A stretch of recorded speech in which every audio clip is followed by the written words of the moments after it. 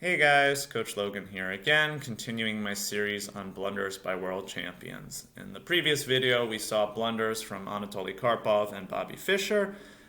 In this video, we'll continue to go back in time now to Boris Spassky, who was, of course, the world champion before Fischer.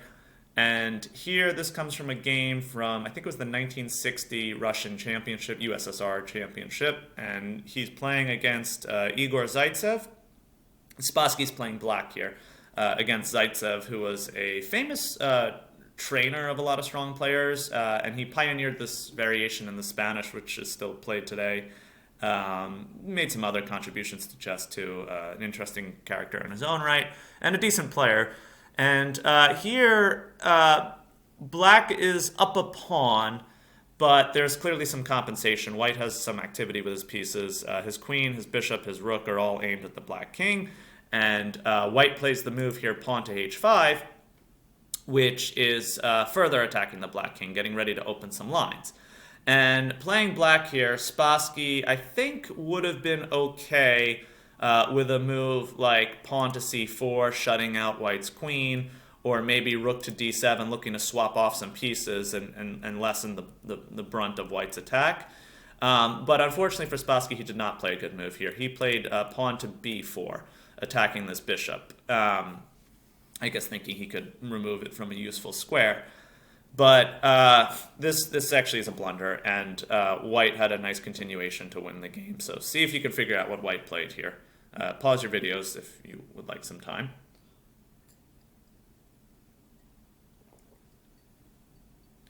Okay, if you want more time, keep your videos paused. But of course, white is all in on the attack. He's either gonna give mate or lose on other elements of the game, like his material deficit or some of his own issues with structure and his own king safety. But he definitely has strong attacking chances, and he should rip open lines with h takes g6, f takes g6, and now the key point is black's f pawn is pinned. Right, it's not actually defending the pawn on g6 here because of our queen. Pinning it to the king. And white cannot play rook takes g6 yet because black's queen is covering it. But one major theme in attacking chess is to include every piece in the attack. White's queen, bishop, and rook on g1 are all useful. His rook on d1 is not very useful right now, and he can bring it into the attack with a move, rook to g6. And now he really is threatening to take the pawn on g6, as we mentioned before, because of this pin. So Spassky's in some trouble here. He played in the game king h7 to get out of the pin, but just to show you, if he were to instead take this bishop, white could now invade with rook takes g6 check.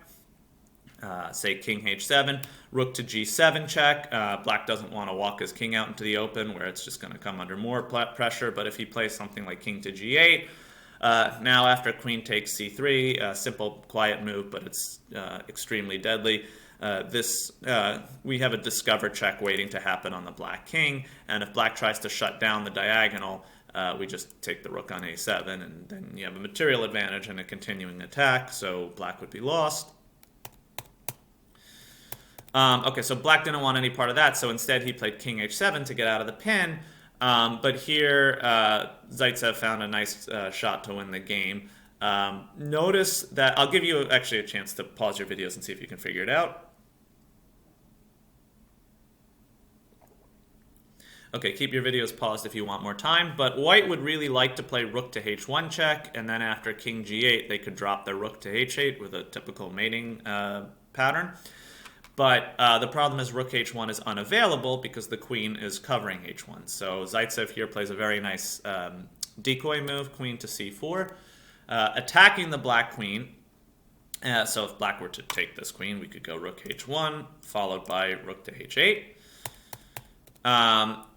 But instead, if black were to play something like queen f3 to try to keep this square covered, then white's queen just slides over. And while black could block here with the queen and claim that, okay, now I've blocked the h file, the problem is now the g file is opened and rook to g7 comes with check, defended by the bishop, forcing the king out.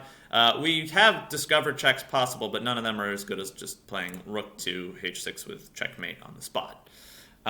So a very nice win by Zaitsev. I mean, maybe this is a little bit unfair to call this, a blunder in typical fashion by Spassky, because it required some Nice calculation by Zaitsev, but still, I think a player of Spassky's level should sense the danger he was in and should play a move, again, either like c4 to shut out the queen, or rook d7 to stop, this rook from entering. And, if you can trade pieces, your chances of weathering the attack are way better.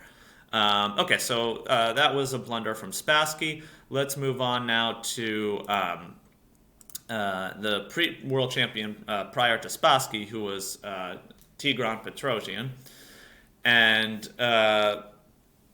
in this position, this is a game from, I think it was the 1956 Candidates Tournament. So Petrosian was not yet a world champion, but he was already a very strong player. He would be a world champion, in a couple of years. And in this position, he is playing against David Bronstein, who was a strong player of that era. And Petrosian's playing white and is much, much better here. Just every one of his pieces is better than his opponent's. I mean, his rooks are stacked on a semi-open file. Black's rooks are disconnected and, sort of uncoordinated. Black's minor pieces are, doing Lord knows what. I mean, they're just all over the place. Black's king is not great. Black's queen is on g7.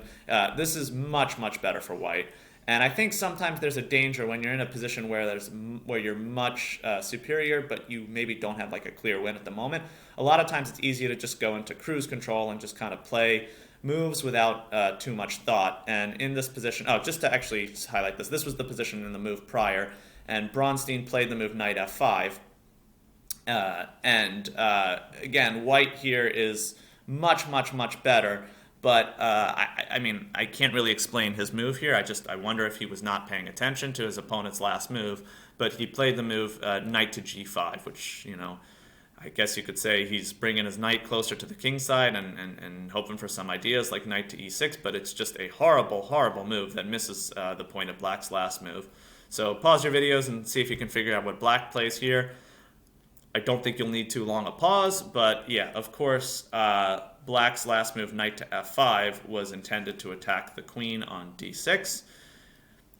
Amazingly, Petrosian, who was a world-class player already at that point, just missed that his queen was hanging, and after knight takes d6, had no choice but to resign.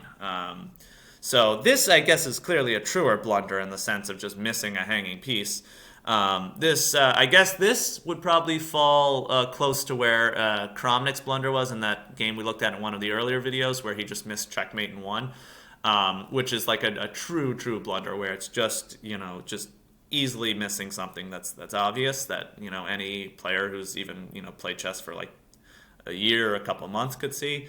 But it's, on some level, it's also inspiring. It shows that, players of this caliber can still have these enormous gaffes sometimes, and it doesn't mean that they're not amazing players. It just means, chess can be a cruel game. Okay, so that was Petrosian and Spassky. We will continue in the next video. Okay, see you guys later.